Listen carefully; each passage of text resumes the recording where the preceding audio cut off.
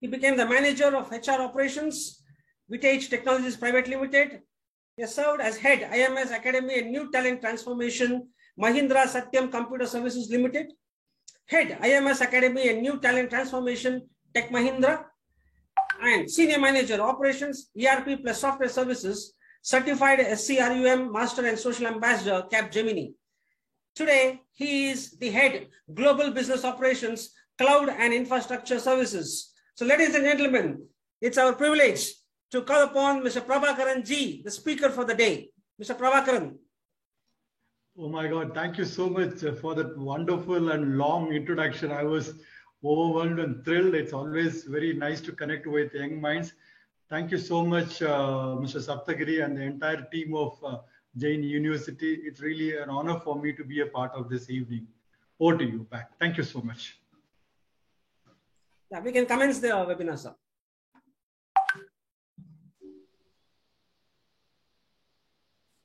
Should we start? Yep. We can start, sir. All right. I'm going to share my screen. Okay. Yes. Please let me know if my screen is visible, then we can get started. Sure, sure.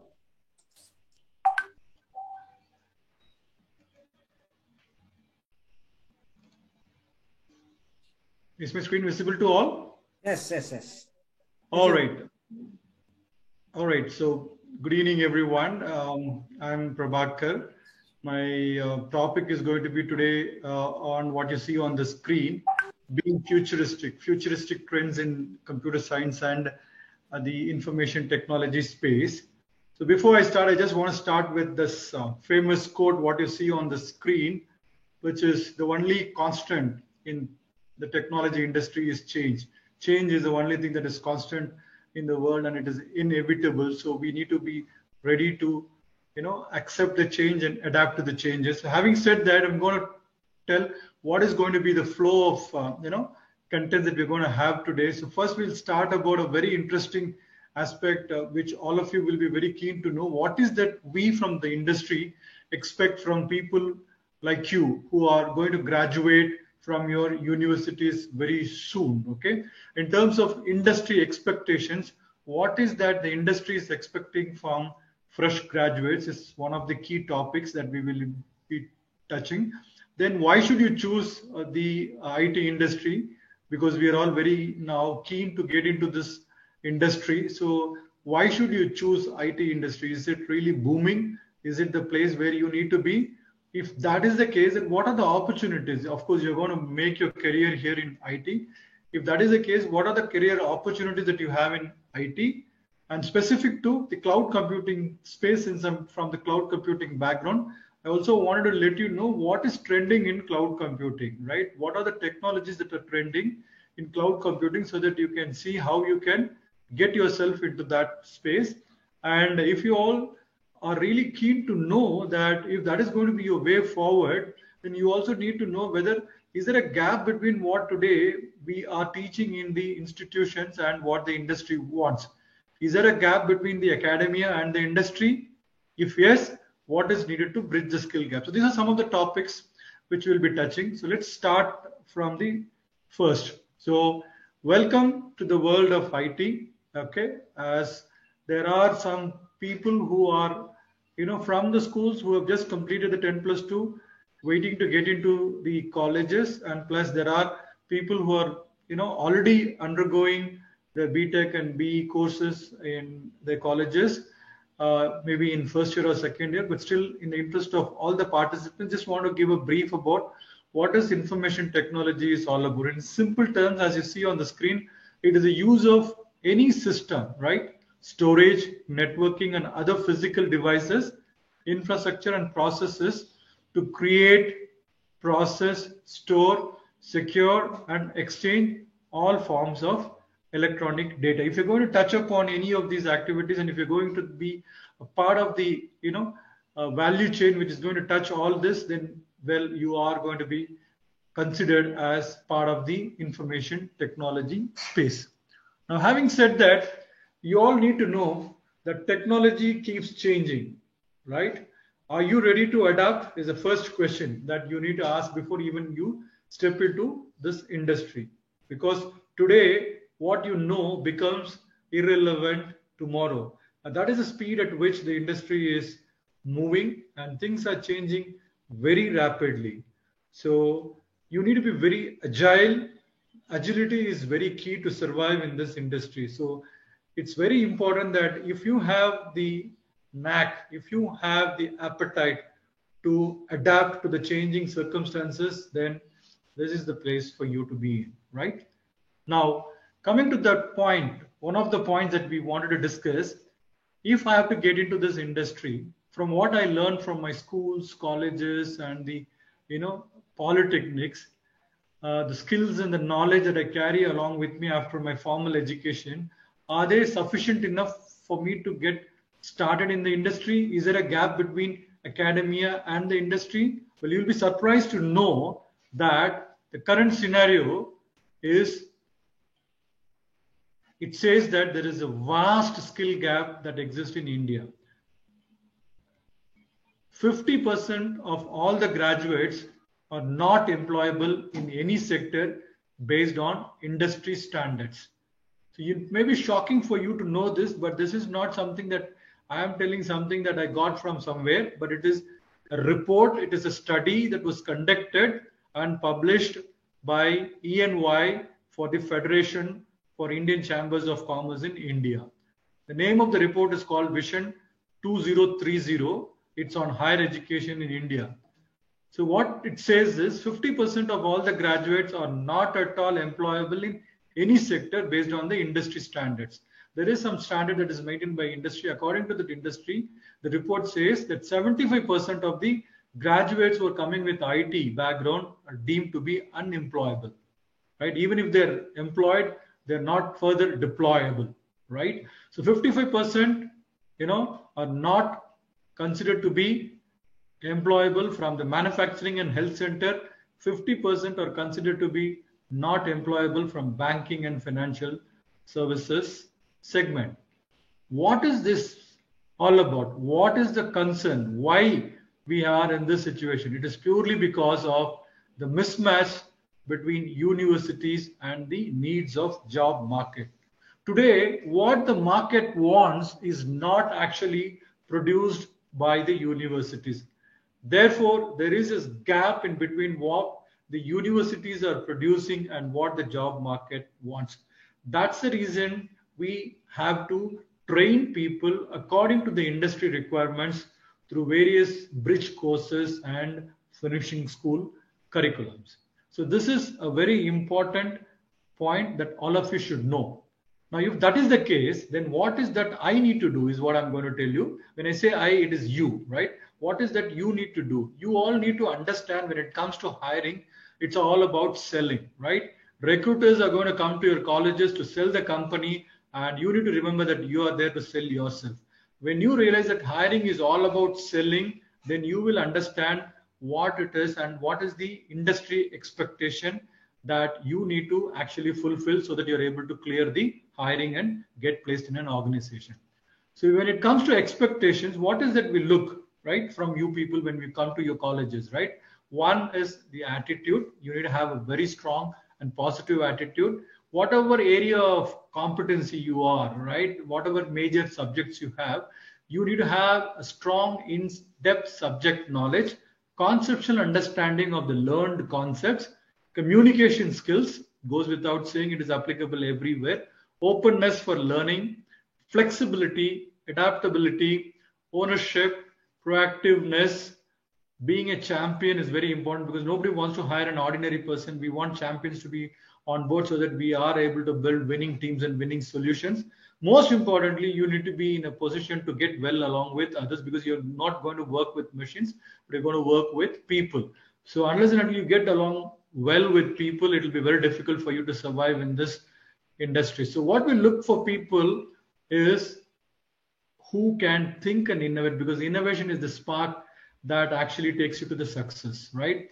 So at an entry level, what is that we expect? To be more precise, the industry expectations for people like you who are going to come as fresher and join us at entry level is we expect a graduate to come with certain skills. Obviously, one is communication skills, interpersonal skills, ability to speak in English is very important because it's going to be a common business language.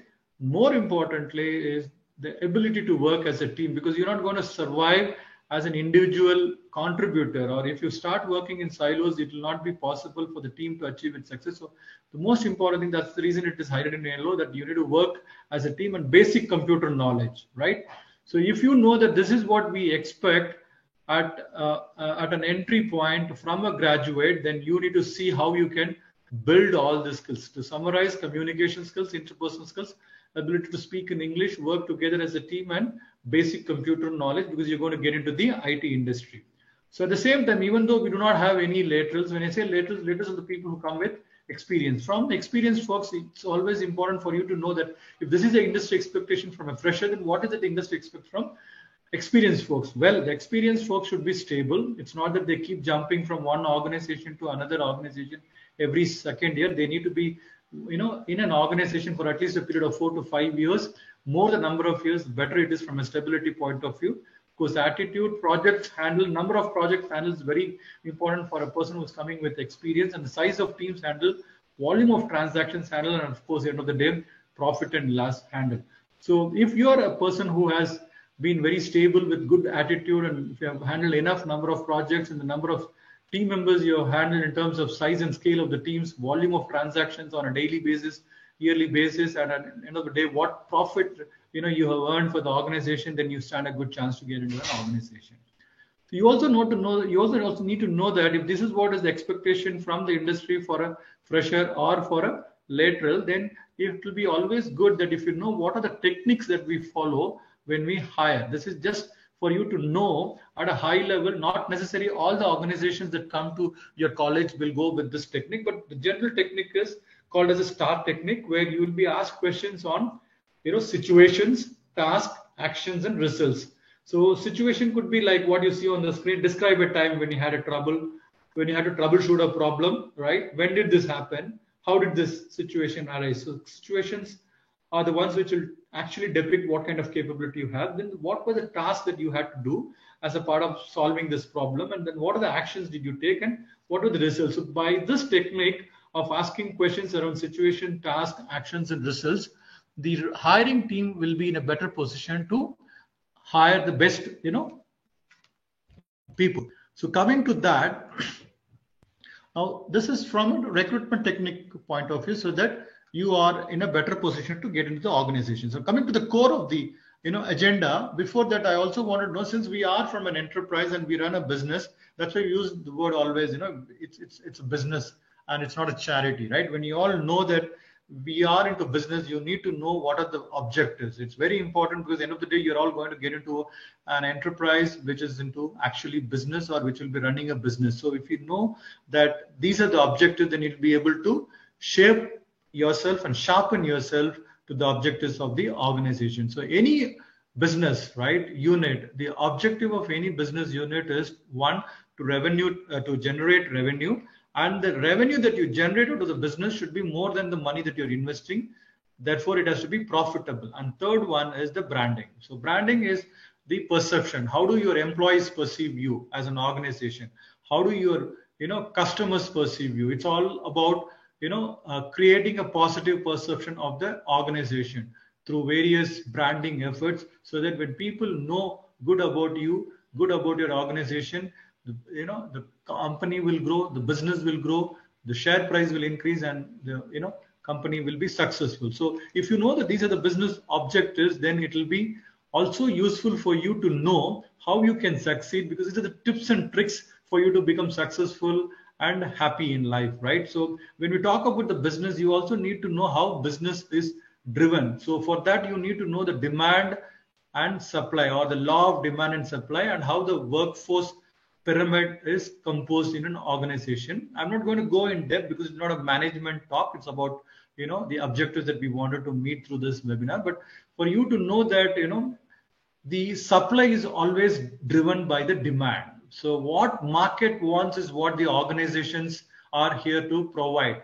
What industry wants is what is supposed to be provided by the universities and educational institutions. So the demand is always driven, or the supply for that matter is always driven by the demand. If there is a demand, then there is a supply. So the law of supply and demand is very, very important, and managing the demand and supply is always a balancing act.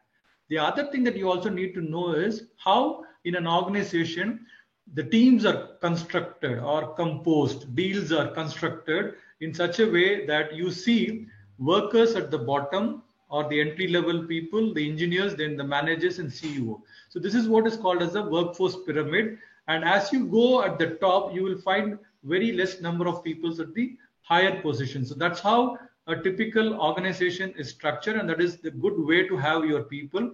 The more the number of people you have at the bottom of the pyramid, the profitable it will be the business, right? For you to run a business in a very profitable manner, you need to reduce the middle layer and increase the bottom layer. And that is possible only by hiring freshers from the market.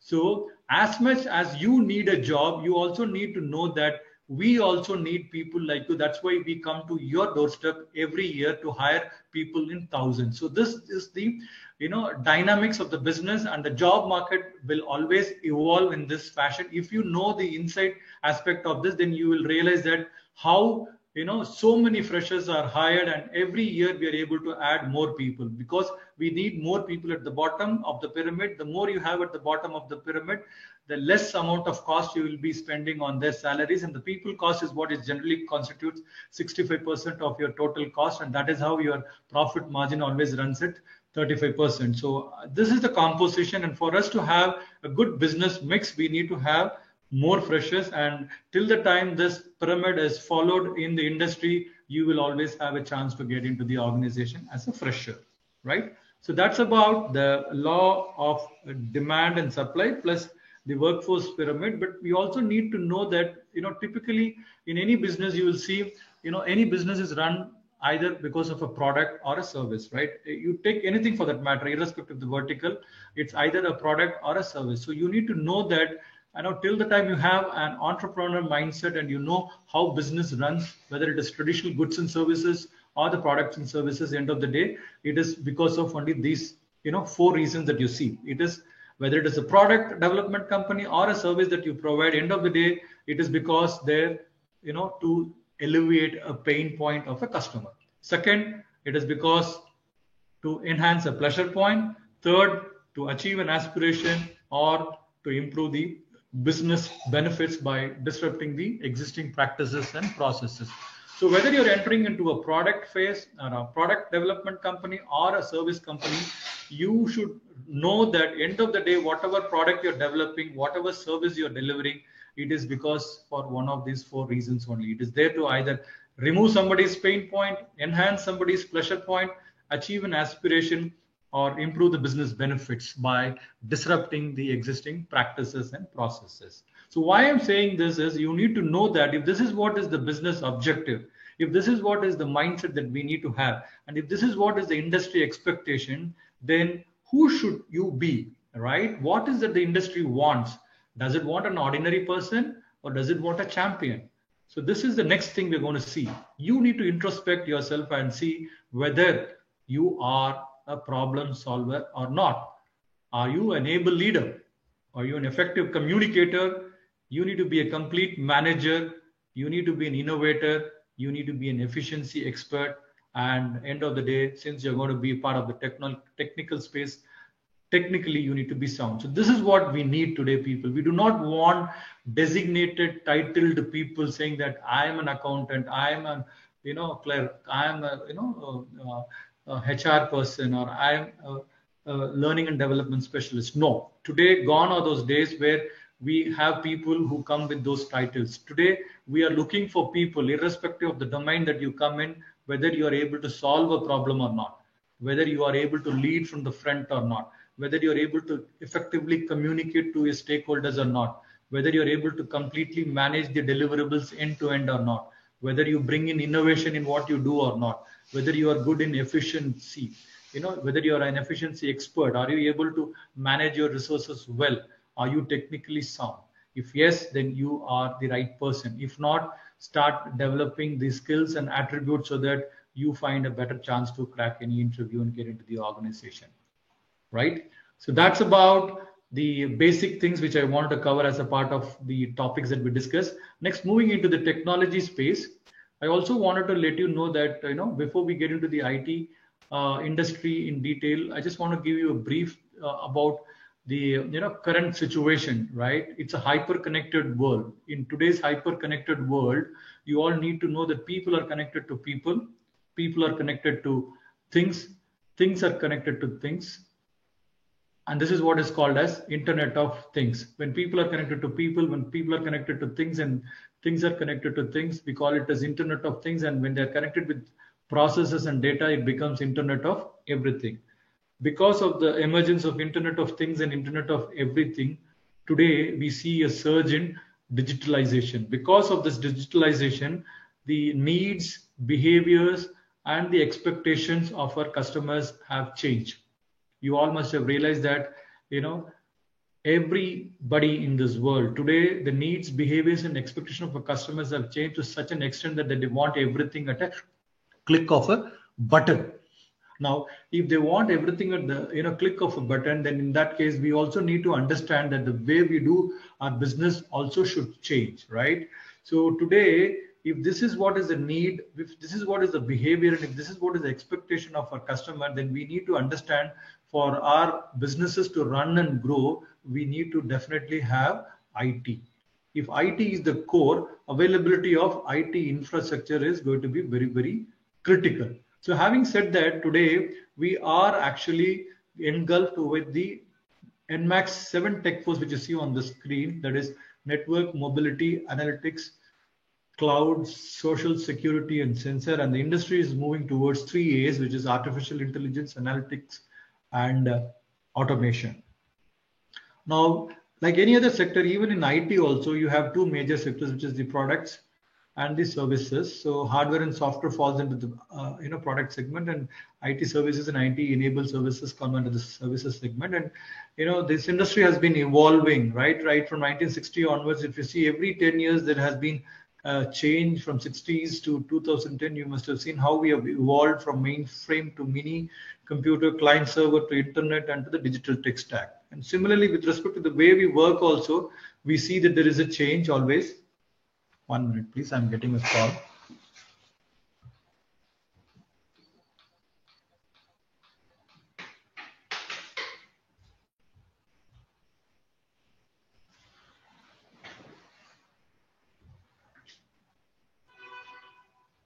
Yeah, I'm sorry, I'm back. So with respect to the way we work also, we see that there is an evolution happening. From the 90s, it was, like you go to the device, right? We all used to go to the place where the systems used to be housed, and they used to be kept in laboratories with, specified temperature conditions. And later on, the concept of BYOD came into picture, where bring your own device. And in 2013, the emergence of Internet of Things happened, and post 2020, we are into the age of Internet of Everything. So that's how the industry is evolving. And if you see, there are 5 major domains into IT industry for all those people who do not know much about IT. And if you're planning to get into IT, and if you are trying to pick up a course which can take you to the IT industry, then in that case you need to know that these are the 5 domains that we have in this industry. And what you see on the screen are those 5 domains. One is the application development and maintenance services, industrial engineering services, enterprise business solutions, testing, and the infrastructure management services, or we call it as the system integration or the cloud and infrastructure services segment. So these are the 5 domains in which you will be working once you complete. And since I am from the cloud computing space and the cloud and infrastructure management services, I would like to take this opportunity to tell that 1/3 of the global IT services market today belongs to the infrastructure management services space, and the share of the application development and management services comes far below this, right? Today, if you see, according to the reports that are published by the industry watchers, the cloud market is estimated to be at $1,025 billion revenue in terms of size and scale by 2026. This is what is the market size, and it's very huge, right? So according to industry standards, you also need to know that $1 million can generate 30 jobs, right? If that is the case, if you go with that formula for $1 billion US, for $1 billion US revenue opportunity, the number of jobs that gets created is 30K jobs.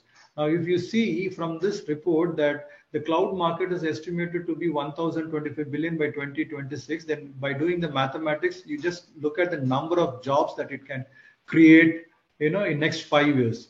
So this is the place you need to be. The number of opportunities that you see is huge and plenty, and there are a lot of good reasons that we have to decide why do we need to get into this space.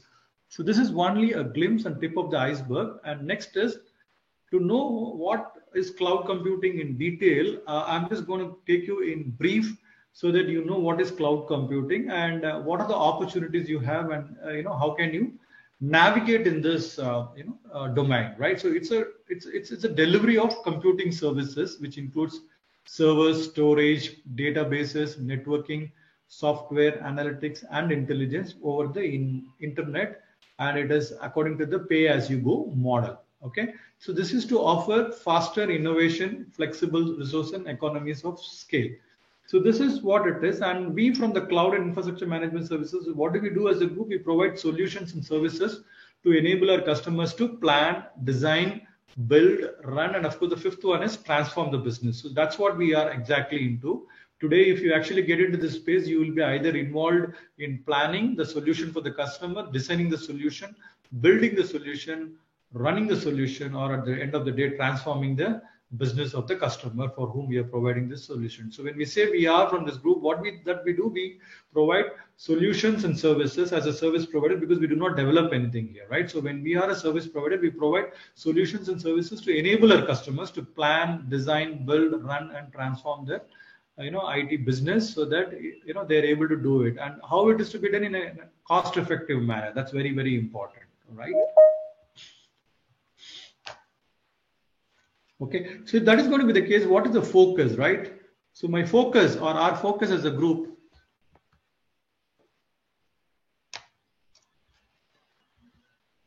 our focus is always towards three things: usability, availability, and scalability. So usability of IT infrastructure, availability of IT infrastructure, and scalability of IT infrastructure. If we are a service provider and who is responsible for ensuring that the client's IT is always up and running, then in that case, our focus is always towards usability, availability, and scalability. When we say usability, if there is a device, it should be in usable condition. There's no point in having a printer which cannot print, right? There's no point in having a monitor that cannot display anything, right? So usability of the IT infrastructure is the primary focus, and availability, it should be available 24/7. There's no point in saying that my ATM will be available only from 9 to 5. My portal will be available only to book tickets from morning 2 to 4. So in that case, you lose customers. It impacts the business. So availability, when it comes to availability, 24/7 availability is the key here. And when it comes to scalability, what we call it about scalability is increasing the workloads, taking it to the next level, growing from a particular situation to a bigger situation, and all these things should be possible in today's world. So that the customer wants to move his operations from one continent to 3 continents, then you should be in a position as a service provider to scale up the operations to whichever area he or she is going. So the focus is on usability, availability, and scalability. Sorry. If you look into the dimensions of the cloud and infrastructure space, ultimately after the entry, when you get trained on the technologies on which you're going to operate, you will be either taking care of the end user computing needs.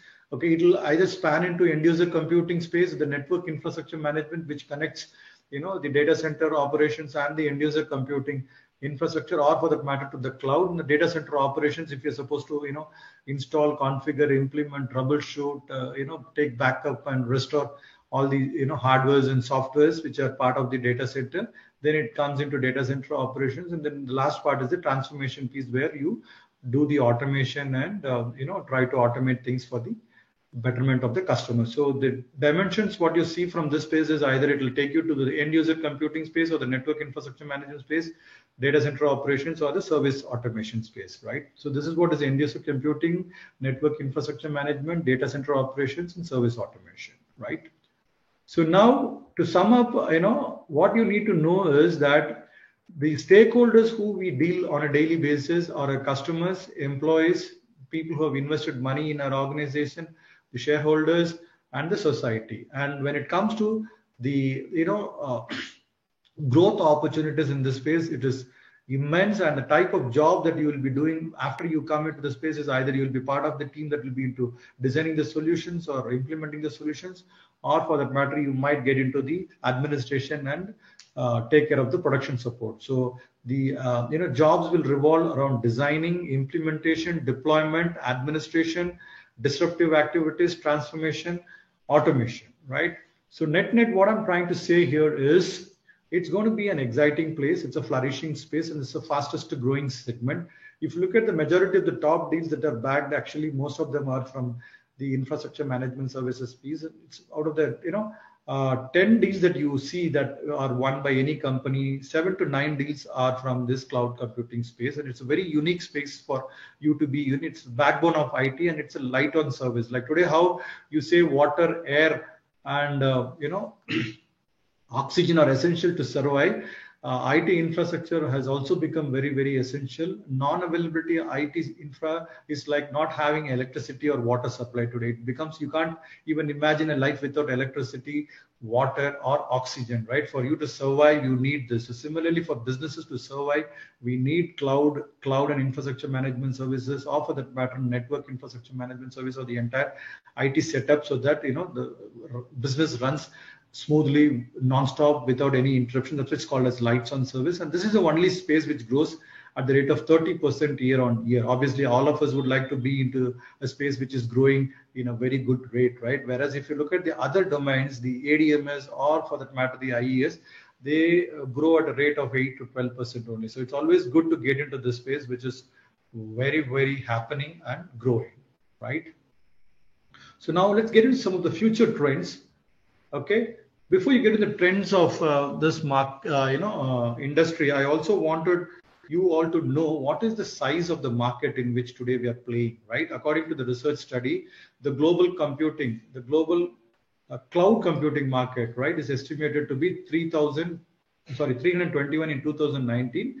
Now, from where, see, from 321, look at the point to which we are expected to grow. It is 1025 by 2026. In just 7 years, it's almost 3 to 4 times.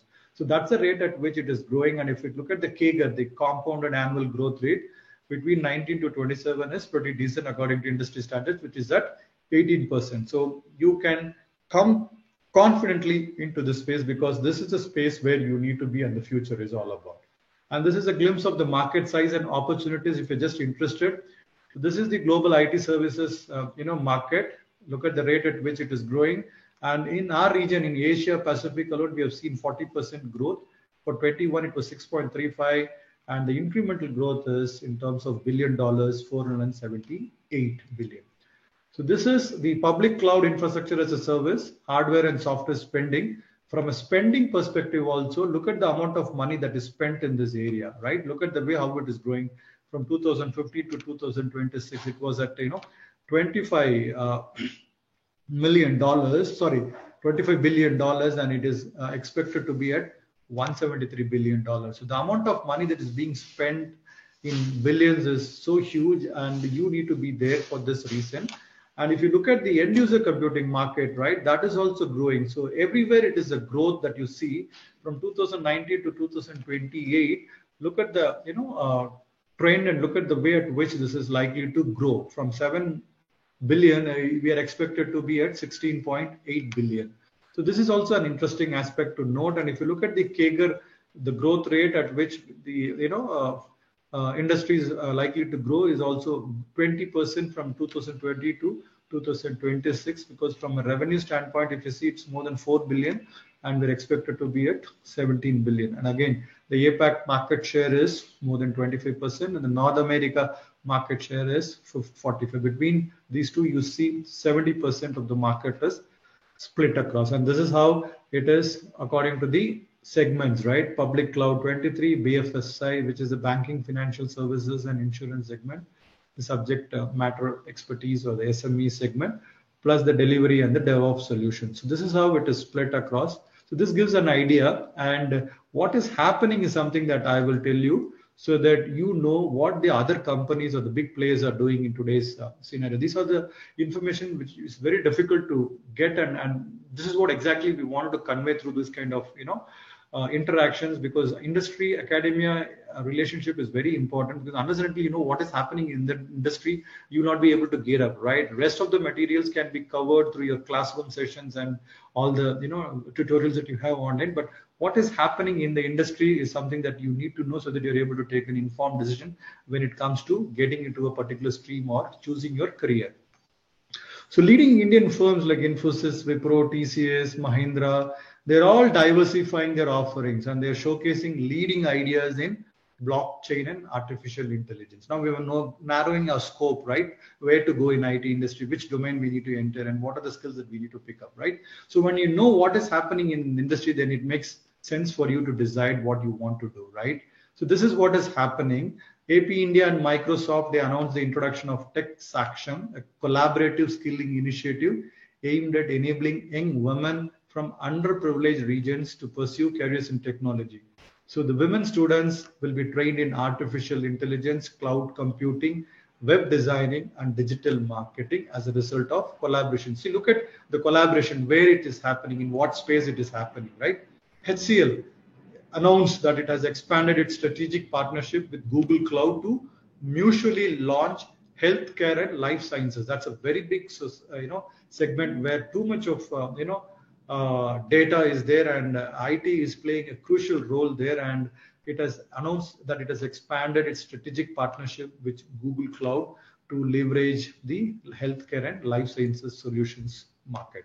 Then Wipro, it has announced its plans to invest 1 billion over the next 3 years to expand its cloud technology. So that is expanding, okay, the cloud technology capabilities through acquisitions, mergers and acquisitions, and of course through collaboration. So acquisitions, mergers, collaborations are all happening in the space of cloud technology. What is Infosys doing? Infosys has announced that it has set up an automotive digital technology and innovation center in Germany, right? Where they are actually collaborating with them, and they are working towards the digital technology and the innovation sector as a part of their relationship with Daimler.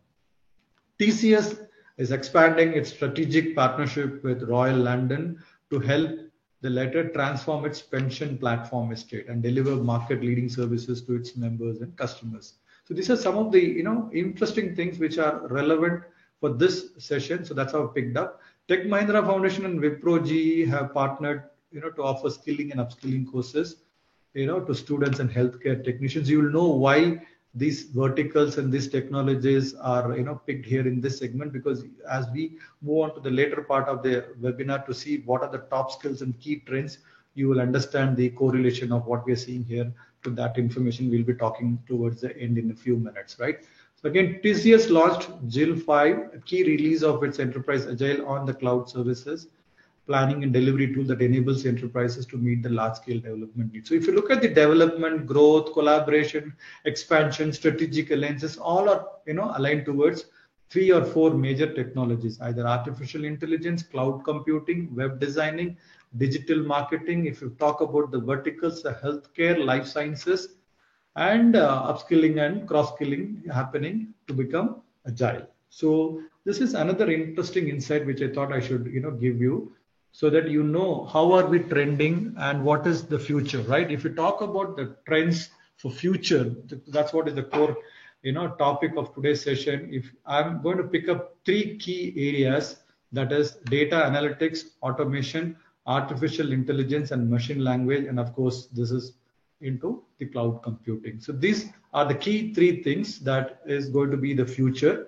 And if you look at the World Economic Forum's report, which talks about the skills that are in high demand for the next 10 years, obviously you'll not be in a school or college for the next 10 years. You all will be out by another 3 or 4 years of time frame. But you need to know what is the what is the skill that is in demand. What are the skills that are in high demand for the next 10 years according to World Economic Forum? The report is 1, artificial intelligence, 2, cloud computing, sales leadership in marketing, mobile application development, video production, user interface designing, digital marketing, industrial designing, translation, people management, healthcare and nursing, emotional intelligence, creativity, resilience, stress tolerance, and flexibility, right? So these are some of the skills which I would like you people to have a look at it and make a note of it, so that you know that, you know, what are the skills that are in demand globally and which are the skills that you can pick up to pursue yourself in your desired stream. So when it comes to top 5 technologies more specified to IT industry and the associated roles, what is trending in 2022 and going to be the, you know, trending technologies and roles beyond that also, according to Gartner, the leading industry analyst, is what you see on the screen. I would like to briefly touch upon this so that you know what are these technologies and what roles are the roles that are associated, so that you can choose the appropriate line of education or the stream, so that you can get a place into these areas. So first is the data fabric, right? Today data is everything, right? Before I get into the, even I just wanted to tell you that the amount of data that gets generated today by a single person using a smartphone per month is enormous, right? If you look at the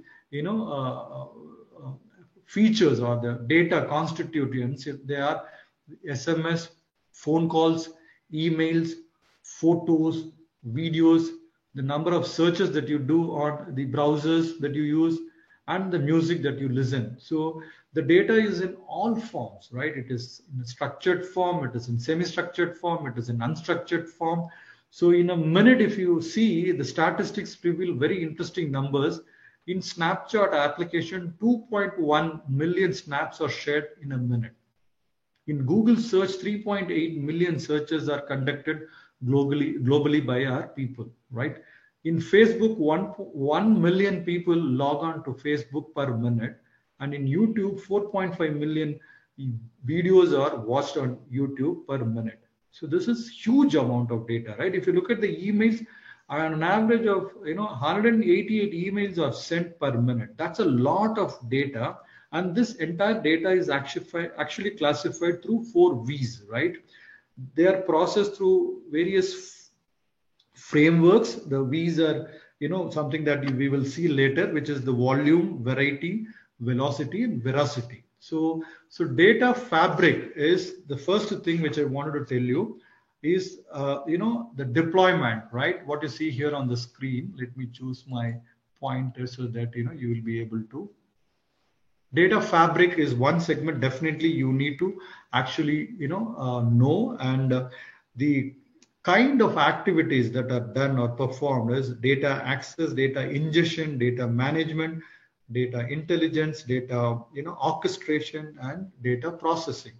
So the kinds of roles that you see here are what you see: data engineer, data analyst, data scientist, artificial intelligence engineer, or the machine learning engineer. So what is expected through this is, when you do this, you as an engineer or analyst or scientist, you're able to go to the market faster, and the time to deliver business value reduces, because today decisions are taken through data, and data-driven decisions are always successful. That's the first one. Second one, the key thing which I would like to recommend or bring it out is a cyber security mesh. Security is another important aspect, because data, if it is not secured, it is not going to be useful. So you see there are various zones like internet zone, the perimeter zone, and the intranet zone, the DMZs, everything. So especially with the onset of pandemic and the work from home concept came in, and enterprises moving to cloud and digitalization booming, the importance of security is also increased, right? It has become paramount, and it has to be location independent. The framework that we wanted today have is a cyber security mesh which connects cloud, the identity access management, data center, your home, the DMZ data, internet for that matter. So this is very, very critical. And the kind of roles that you see here is what you see. One is network security engineer, application security engineer, IT security specialist, cyber security expert. So there's going to be a huge demand. And the prediction, right? What Gartner is predicting is that Because of this cyber security mesh going to come into place, the number of incidents that are getting registered, the security incidents will get reduced by 90% by 2024. That's going to be an interesting prediction. The third one is the cloud native platform, right? So we all know we have our workloads and infrastructure, everything on the premise, and we are all trying to move, lift and shift to cloud. And so when you move this, your platforms to cloud, the legacy platforms, the old age platforms, they have to be brought at par with the current requirements, and you still see some challenges. So in order to prevent that, going forward, the thought is to develop all the platforms on the cloud so that the development happens in cloud directly. So hence the need to have cloud native platform has become essential, and the kind of roles that you will see here is cloud engineer, cloud developer, cloud architects, and we need to have experts across various platforms like AWS, Azure, and GCP. And the interesting thing, what Gartner is predicting by 2025 is these cloud native platforms will serve as a foundation for more than 95% of the new digital initiatives that will be taken in future. That is going to be an upward surge by 55% of what we saw in 2021. So that's the third technology, and the number of roles, the type of roles that you're seeing that you need to keep in mind, which are trending now and will be trending beyond also. The fourth one is hyper automation. It's not a technology, I would say, rather it's a business approach. Okay, and you need to be very clear that it's not a technology platform. You've seen the artificial intelligence, business process management, the robotic process automation all coming in with the help of chatbots. You see that you start your interaction with your customers and the end users, right? So I'm so sorry. To increase the productivity, eliminate human errors, and bring in automation in all the key processes that we have, we need to have people who are going to perform the role of artificial intelligence engineer, machine learning engineers, robotic process automation developers, and this is another area that you need to watch out and start preparing yourself, because that's going to be the key.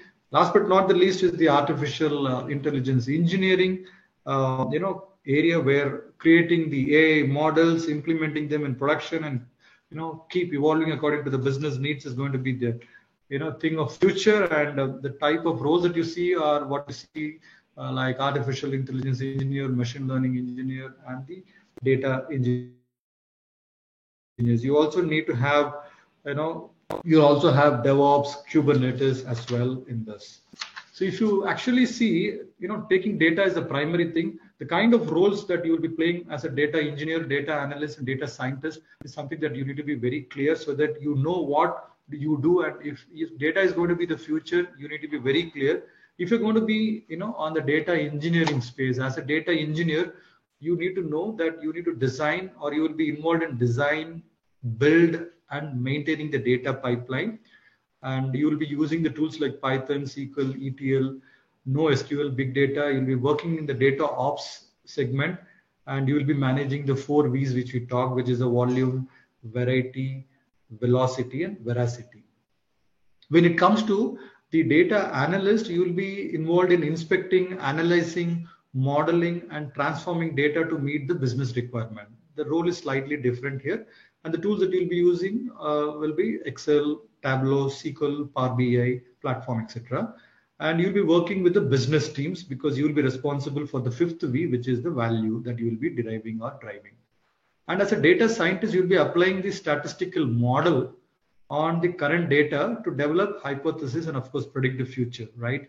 So you need to have good knowledge in maths, statistics, Python, R, theorems, and random forest are some of the tools which will help you to do a good job in this space.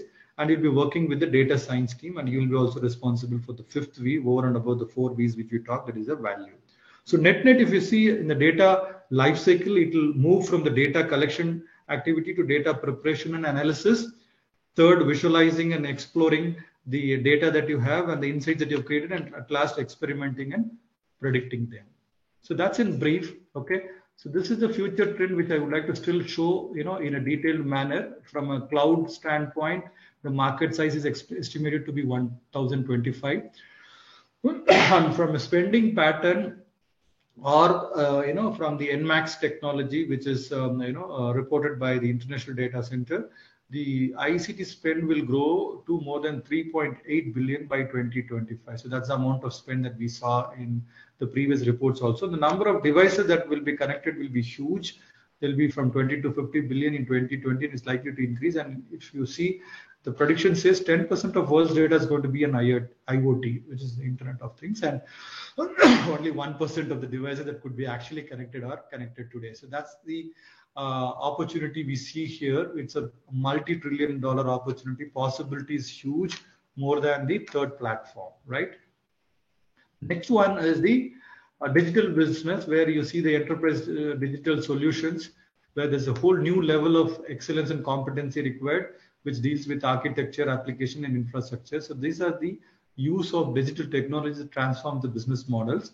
And last but not the least is the fourth platform, which is the next gen of opportunities for CIOs, which will come through automation, autonomics, intelligent, and agile solutions. So cognitive systems also, with the ability to spot patterns and trends, are the ones which will actually be a disruption in the future. So whatever may be, to summarize, whatever maybe your ambitions are, but you need the right infrastructure to fully exploit the potential. So whatever you develop today, which may become obsolete tomorrow, but at the end of the day, you need to know that you need a medium to host the applications and run, so that you need to have an infrastructure, and there's no death to the cloud and infrastructure space from that angle, if you see.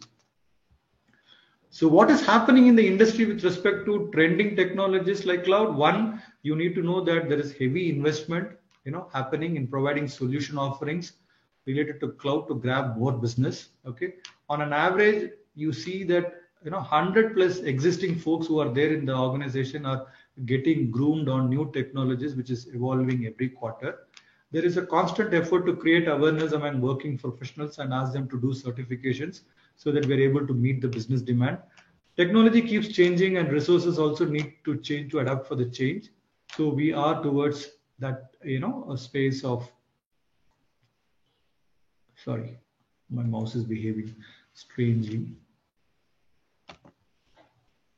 Okay, so technology keeps changing and resources need to adapt for the change, and we are working towards the same. And we are hiring graduates and provide exhaustive training for 6 months to be ready for the job, because as I said in the beginning, what we get from the university and what we need, there is a huge gap. Hence, we need to upskill, cross-skill, reskill them to meet the current demand, not only the current demand, but also the future demands. So these are some of the roles. I will actually go through these roles in detail, where you also will get a view of what are these roles and what do they do, and what is the average salary that we get in US and India, so that you will get to know which are the highly paid jobs. But for you to know that these are the roles that we have for entry level folks, what you see in amber color, the cloud DevOps engineer, cloud system engineer, cloud security engineer, data engineer, apps developer, and automation engineers. And the experienced ones are what you see at the top in blue, the architect, specialist, and the automation experts. Sorry. But to conclude, so higher demand for cloud professionals will continue to grow. Okay. So the public cloud computing can generate 2.4 lakh direct jobs in India. A recent report said that deployment of public cloud computing system can add around, US dollar 100. Sorry, 1 minute. Let me close this. 100 billion to the Indian economy and generate 2.4 lakh direct jobs, which is something that I told at the beginning. The number of job opportunities you see here in IT industry is huge, which you cannot even dream in any other industry. Cloud technology is the past, cloud is the present, and it's going to be the future also. Sky is the limit for cloud computing. Cloud computing or the public cloud exists for more than a decade, but more attraction and attention towards it started growing massively, especially post-pandemic. You see adoption is also more, and the usage is also more. The technology will be the base for future emerging technology for the next 10 years, which we discussed. To conclude on the second part, which I wanted to actually touch, is the benefits you carry when you study cloud computing now, right? The better chances for getting shortlisted for an interview, right? So engineering has got a lot of courses, and all electronics, IT graduates, BE, BTech, etc., will be the best suited. Anybody who is coming from a circuit background will be the best suited for the cloud space. But more preference will be provided for graduates who come with cloud knowledge. So if you have a course which has cloud as a curriculum, go ahead and grab it, right? And secure jobs in the market, adapt to the change and keep learning. Your job will be secure, right? Focus more on the growing and emerging technologies which I covered, so that you can keep yourself technically updated and you do not find yourself irrelevant in the industry. So last but not the least, before I conclude, I also want to tell you over and above the technology skills that we talked about, you also need to know that for you to become financially successful, 85% of your financial success comes because of your personality, your ability to communicate, negotiate, and lead from the front. Only shockingly 15% is due to technical knowledge. So which actually, is an indication and which tells that, you need to be good on your soft skills also. For you to be successful, you need to have a good personality. You need to focus on developing your personality.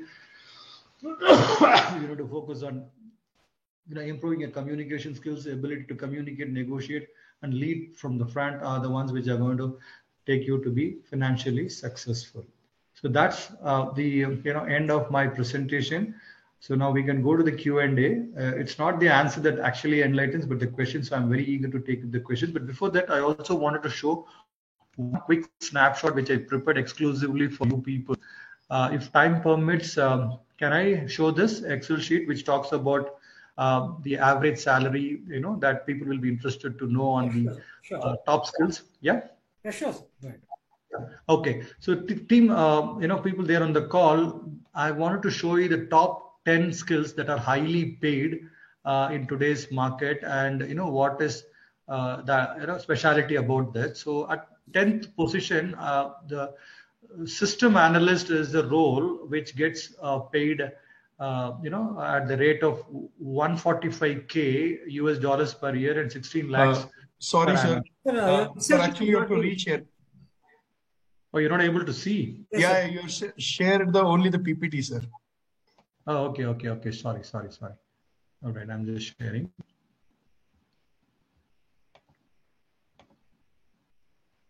Is it visible now? Yes, sir. Yeah. So at number 10, system analyst. Okay, what will you do as a system analyst? You will be fixing issues in a cost-effective manner. You will be also testing programs and databases, run security audits on systems, and document the same. By doing this work, you will be able to earn this average salary. And what are the skills that you need to have is what you see on the screen: analytical skills, data analysis, programming skills, technical analysis, and project management. Sorry. At number 9 is the blockchain engineer.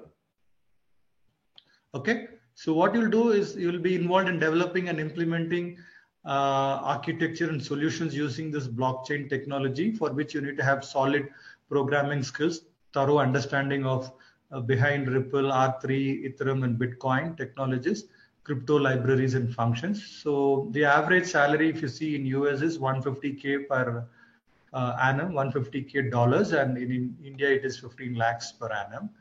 At 8th position is the product manager. You can also choose to become a product manager. So as a product manager, you will determine the parameters around the product, while the engineering team will lead the development of the product from the conception stage to the launch stage. You will also be responsible for building the product portfolio, achieving the strategic and tactical objectives of the organization and the vision of the organization. And for that, you need to have strong understanding of project lifecycle management, knowledge of project management tools like Pivotal, Tracker, Jira, and Asana. Of course, strong analytic and time management skills. So the average salary here is 160K US dollars in US and 25 lakhs per annum in India. 7th is the full stack developer. Okay.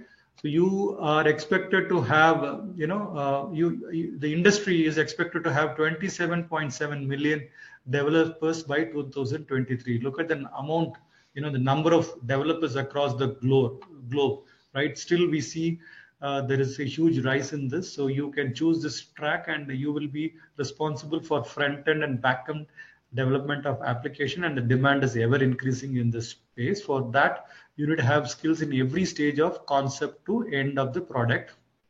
You need to have also skills like MongoDB, AngularJS, Node.js, Express.js. You need to have the ability and knowledge to know how to design and develop an API. Skills on coding and scripting are critical. Fundamentals of web development, basics of database technologies. So if you have all of this, then you can get into the full stack development, and you will be able to earn 11 lakhs per annum as an average salary. And in case if you move to US, you will be earning an average salary of 164K per annum.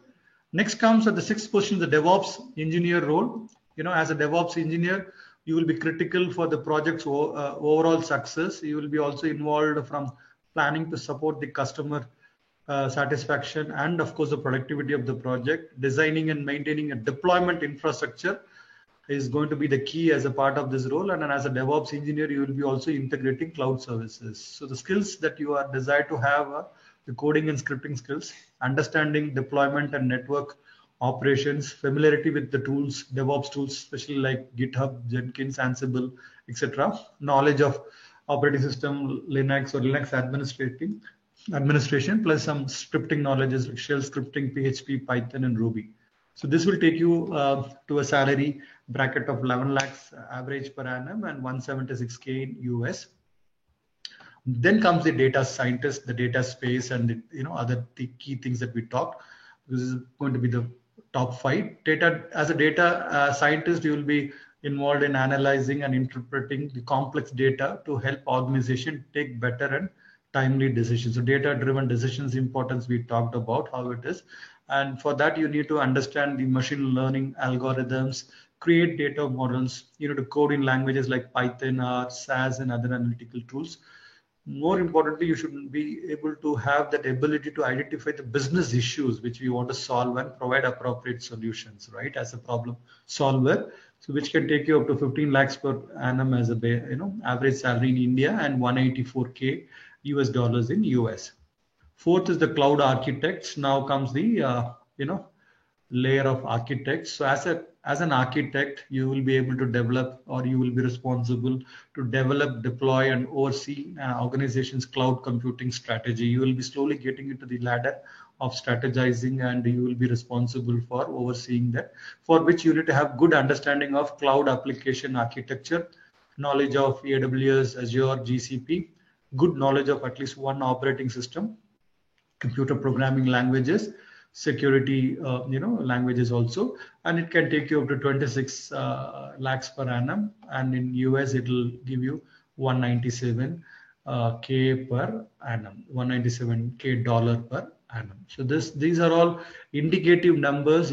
Salary is not it's only an indication for you. This is based on the reports that we have from various research and studies. This is likely to change, but this is this is going to give you a ballpark figure and give you an indication at what range you will be placed and what will be the earning capacity, right? Next comes the IoT solution architect. This is purely a leadership role, right? It will take some time for you to go to the role, but since you are there in this space, growth is not a matter. It's not like government office that it will take years together for you to reach to that level. If you are having the skill, you will see the fast track growth, and you can reach to the leadership role in no time. So here again, it is about overseeing the strategy behind the development and deployment of the IoT solutions, for which you need to have strong programming skills, understanding of machine language, knowledge of hardware design and architecture. It can take you to an average salary of 200K US dollars in US and 15 lakhs per annum in India. Number 2 is the AI architect, which is the artificial intelligence architect. So as an architect, AI architect, you will be developing, managing, and of course overseeing all the AI initiatives within an organization, for which you need to have deep knowledge of mathematics and statistics, strong programming skills like Python, R, and Torch, understand how TensorFlow and other similar technologies work, have good knowledge of neural networks, deep learning, machine learning, and artificial intelligence, which is a subset of each other, and it can take you up to an average salary of 230K US dollars per year and 63 lakhs per year. And these are all numbers which will increase as you grow in the organization. With respect to seniority, the salary also will increase, right? As you grow, the salary increases. And number one is the software architect. As an architect, you will be optimizing the development process by making all the choices and designs, right? Design choices and dictating technical standards as what code should we use, what tool should we use, what platform should we use, design, develop, implement, everything end to end, provide technical leadership. So that's why you're going to be highly paid here. And for this, you need to have a good knowledge and skill around design and develop, data modeling, strong programming, analytical skills, all bundled into one will take you to a salary of 265K US dollars per annum on an average in US, and in India 45 lakhs per annum. So that's a compilation which I did exclusively for you, which will give you an idea of what are the top 10 highly paid jobs, what are the roles that you will be playing if you are taking up this role, and what is that you will be actually doing in the real-time production environment, and what are the skills that you need to have. So with that, I end my session, and I hope it was useful. So let me know if you have any questions to ask. I'm going to stop sharing my screen. I hope it was useful. Yeah. Thank you, sir. Yes, definitely. It was a very elaborate information, and I'm sure all the students who attended definitely have got a lot of takeaways from your session. It was very elaborate, and you've gone into detail about each and every topic which you've discussed. Very informative, sir. So we have questions from the audience. Okay. What are your thoughts on the metaverse and its effect on the industry? That's a very interesting topic. Actually, I did not, talk about that. It's something that is happening today. I actually recently came across a very interesting thing which I jotted down. Also, I thought I should share that interesting aspect about metaverse. So it's a virtual, reality space, and augmented reality is what we see in, metaverse. So a lot of, industry trackers and the watchers, I'm sorry, I'm getting a call. Let me disconnect. Yes. So this is actually leading to, boom in sales of the, VR gears, which are boosted by the pandemic, as people are more, relied on the internet for games, work, socializing, and learning is what I understand. And people also spend more time on this to chat, party in the virtual world with avatars as their proxies. Yeah. So we are actually, seeing the change, and that is where, the implementation of the augmented reality, virtual reality, on all the concepts that we talk are going to be, applied, and it's going to be an interesting space. Saptagiri. Sure. Thank you, sir. Yeah.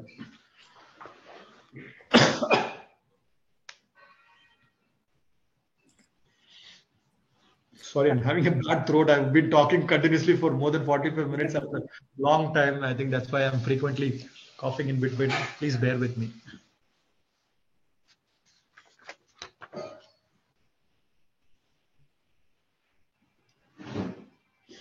So is it good to go for full stack development, or either choose front end or back end only? Do big companies prefer full stack? Full stack is always good. The end-to-end, environment. It's always good.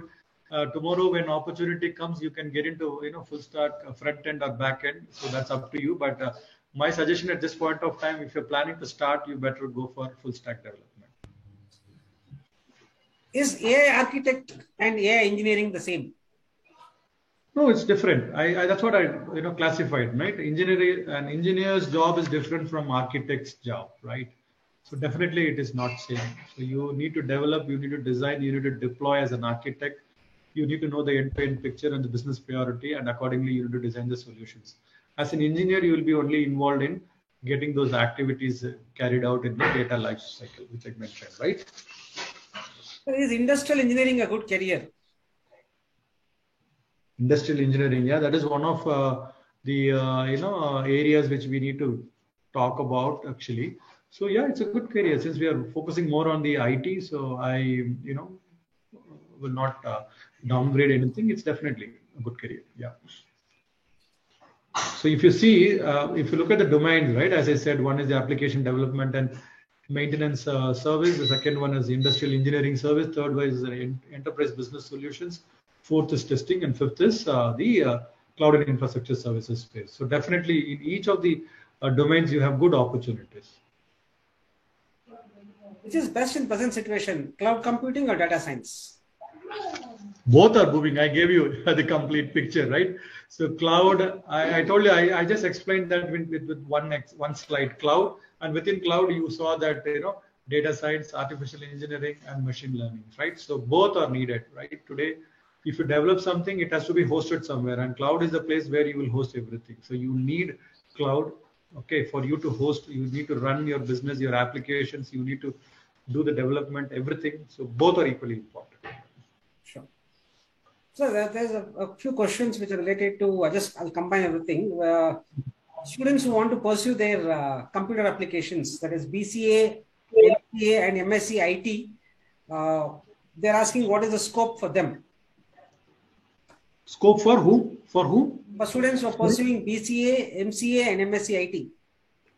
Yeah. All of them can come into our industry, no? BCA, MCA, MSc IT, BE, BTech, everybody can get into our industry and everybody can do whatever we discussed. According to their areas of interest, they can get into any stream. Absolutely.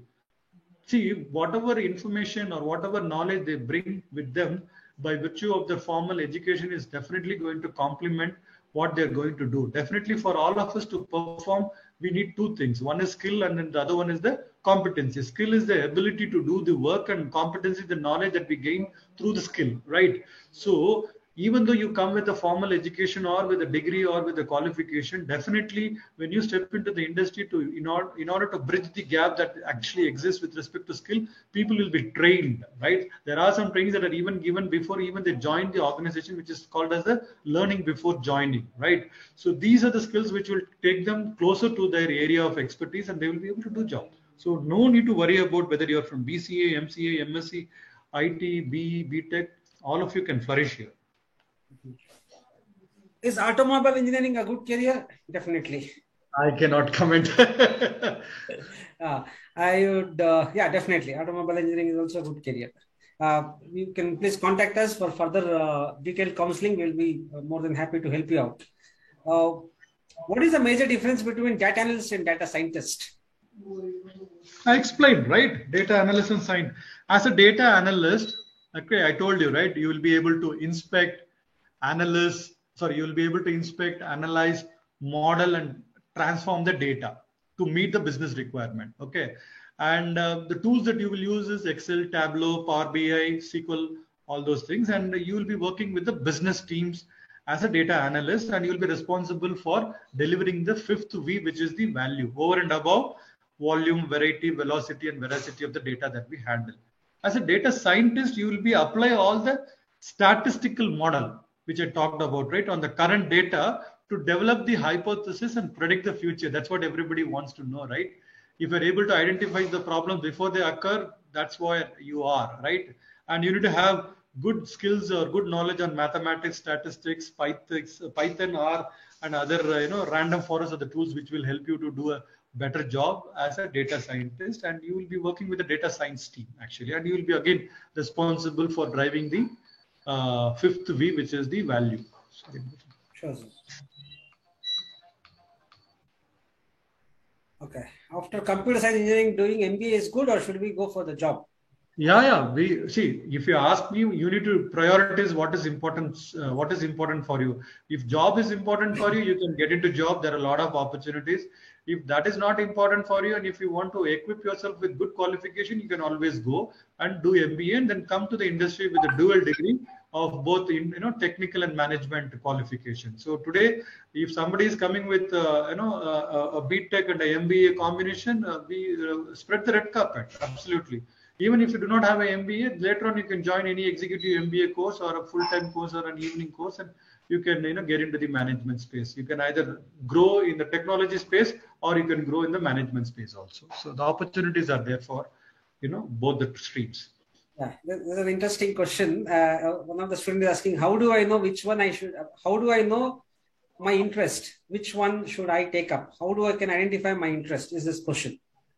Oh, I think that is something that is very difficult. If you need to know what is that you are good at, I think you need to talk to experts, you need to talk to counselors, you need to actually do an introspection, and you need to know what is the purpose of your existence, and it needs to go in that direction, right? The purpose drives the passion. Correct. Absolutely, absolutely. You can contact us for a detailed career counseling. We'll be more than happy to help you. Please get in touch with us. Definitely will help you out to identify to guide you how to identify your interests. So what are your views regarding the difference in salary in the US and India in tech? Will Indian companies compete with foreign companies in terms of salaries in nearby future? See, salary, there will be always a variation, right? That depends upon the currency in which you will be paid, and there will be a market value for the currency, and in constant currency, what is the equivalent? You need to see all those things, and it also the salary is also determined not only on one aspect; it is determined on various factors, right? The way how the industry is moving, the way how the company is going, the potential of the candidate, and the ability of the candidate to take up next level role, and the opportunities that are there. So it is a combination and culmination of many things, right? So that is how it is determined. So there's something called as COLA. We call it as the cost of living adjustment. That is what is the hike that we give. When we give that, it is not given just like that. By considering all these aspects, it is determined. So definitely there will be a variation from industry to industry, geography to geography. Sure. Thank you so much, sir. Yeah, I think we have come to the end of this webinar, sir. It's been fantastic. Thanks to the audience. Definitely, we will be trying to reach out. You can reach out to us through mail, and we'll be helping you to sort out the questions also, which we're unable to take up due to the paucity of time. Definitely, please reach out to us, and we'll ensure that your best help will be given to you. Now, I request Dr. Nachappa. First of all, Dr. Nachappa, thank you so much for your support in organizing this webinar. So now I request Dr. Nachappa to render the vote of thanks. Thank you very much, sir. Very warm good evening to one and all present here. Being Futuristic is an event series that we had planned. Okay? And this is something which will happen on a regular basis at Jain deemed to be university as such. So it's an awareness program, okay? Mainly to provide our youngsters with the information that is required for them for the future as such. And it is also probably a demand which has come from the next generation kids and their parents, and which is naturally going to be very useful for making decisions as now in this entire session that we have had. So the hero of the session, like Saptagiri said, is our Kapil Dev as such. So I would like to thank Mr. Prabhakaran, the head global business operations, cloud and infrastructure services of L&T Infotech, for providing us this experience. So he has created an awareness with a huge amount of information, and he has provided us with a lot of learning. Okay, and this learning probably we will take it as an inspiration and motivation. And probably when we go out, it will help us to ignite the process of knowledge as such, and probably will lead to a lot of discussions as such. Probably you have had a lot of insights related to career opportunities, the trends in the industry, especially in cloud computing, and the upskilling and reskilling that is required as such. So thank you very much, sir, for your presence here and accepting our invitation and coming here for us as such. Thank you very much, sir. It's my pleasure, Dr. Nachappa. I would like to really thank you and the entire management for giving me this opportunity. It was really wonderful interacting with all of you. Thank you so much. I would also like to thank, our director, Dr. Dinesh Nilkant, who has been probably the inspiration for us. So it is through him that this idea of being futuristic generated as such, and it is his inspiration and encouragement which has helped us to go forward in a proper direction as such. So it is my duty also to thank the principals of all the PU colleges, who have been a valuable support in probably providing this information to the students and then encouraging them to be part of this presentation as such. So in reality, we have had this, we have had a huge number, and we have been live on YouTube and Facebook also. So the numbers are visible there also as such. So I would also like to take this opportunity to thank our principals, directors, HODs of all the degree colleges, okay, who have accepted our invitation and have attended this session as such and have made this a grand success for us. Of course, I should not forget the participants, the parents, the guardians, and the relative and the academia team who were willing participants as such, who probably were waiting, say, with a lot of thirst for the information that had to be provided as such, and will take a lot of things along with them as they go along. And probably this will be very useful for them for the future. And of course, I should not forget our excellent organizing team that we have had. So I would like to personally thank them on our behalf as such. So we have Dr. Bhuvana, Mr. Prince, Mr. Roshan, Mr. Kiran, Mr. Sudanva, Professor Saptagiri, and their entire team for the meticulous planning as such. So they have gone through each and every process. Mr. Shaukat and Mr. Shiva also. Mr. Shaukat and all the team members. I would be really sorry if I have not named somebody. So everybody is included as part of that, and they have meticulously planned the event, taking care of all the small things that are required as such, and continuously they have been in communication with us. There have been a lot of fruitful interactions to make this possible. And of course, we have had a lot of regular reminders about what we have to do and what we did not have to do as such.